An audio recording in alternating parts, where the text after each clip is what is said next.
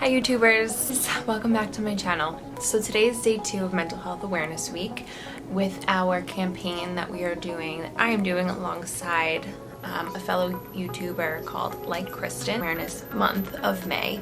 I'm really excited to make this next video.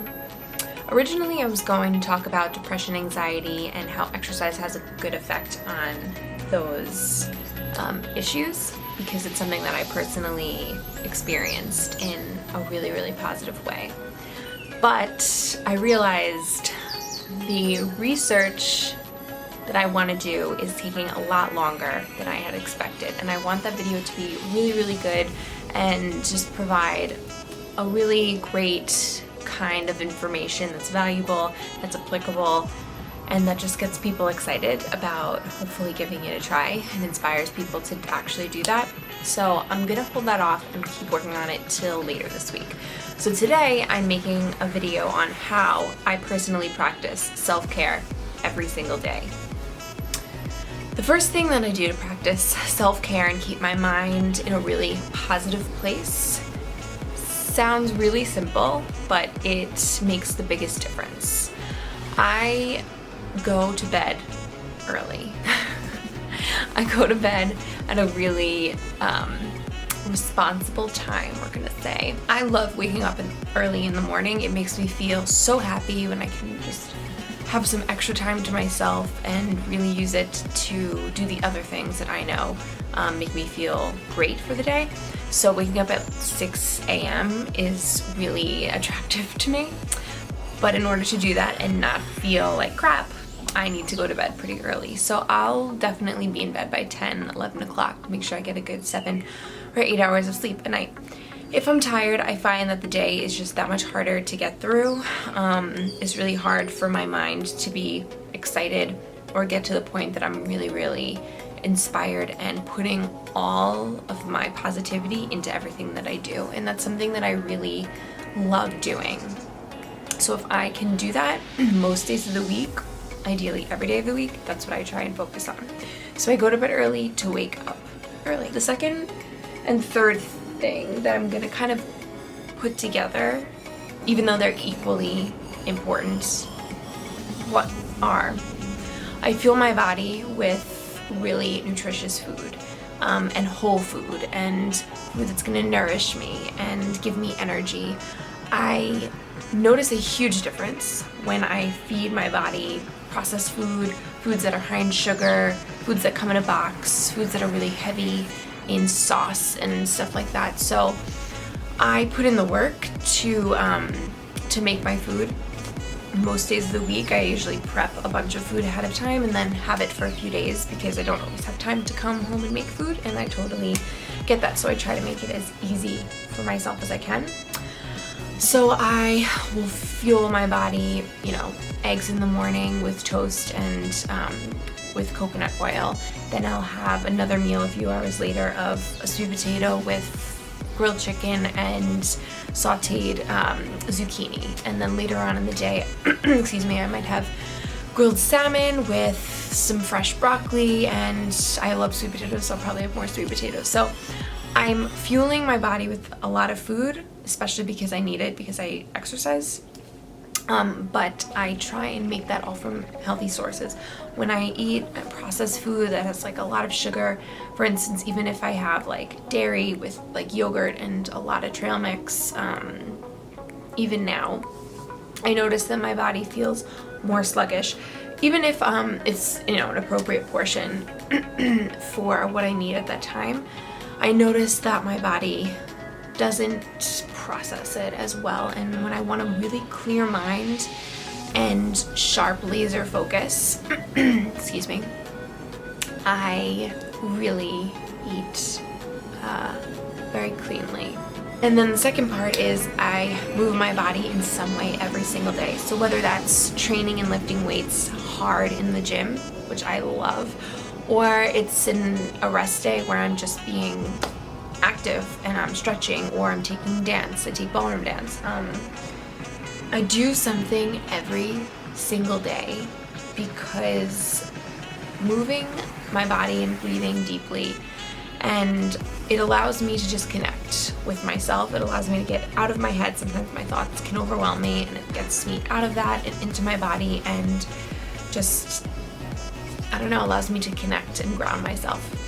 Have a morning routine that I do every single morning, more or less, to help roll my day out on a really, really great note, and clearly plan out my day without feeling overwhelmed by the amount of things that I want to do for myself. And believe me, I do give myself plenty of time to rest and recharge my batteries.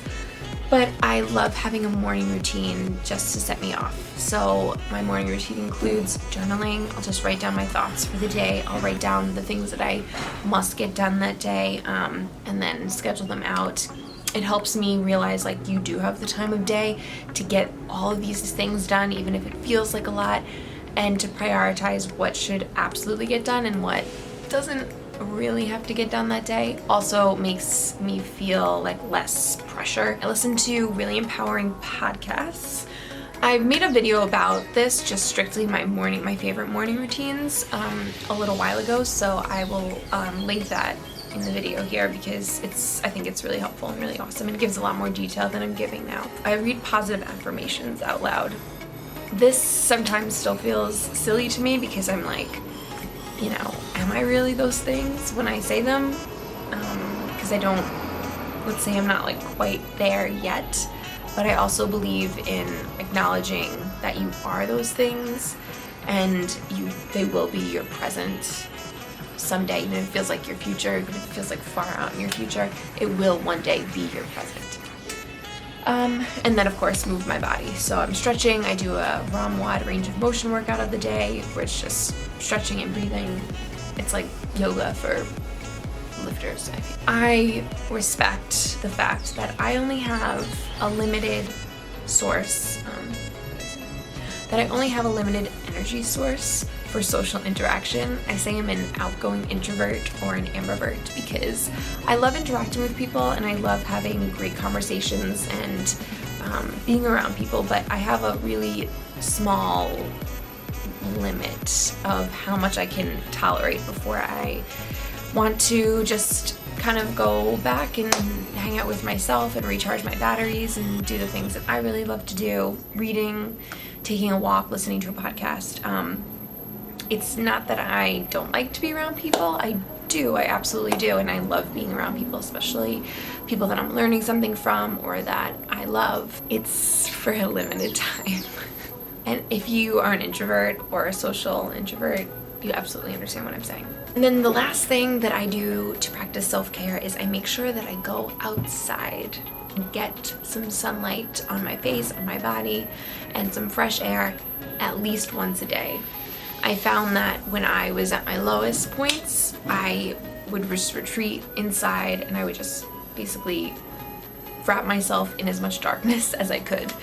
And that really kept me in that place. It was almost like I was a vampire, because when I would have to go out and like be exposed to light, I would like be like, oh God, like, no, I don't want to, I can't feel it, it's painful. So to keep myself feeling good, I love the sun, and it feels so good to get outside, especially on a beautiful day that's bright and sunny. It doesn't have to particularly be hot or warm even, it could be in the winter, but just to breathe fresh air, get that into my lungs, feel the sun on my face, feel the wind.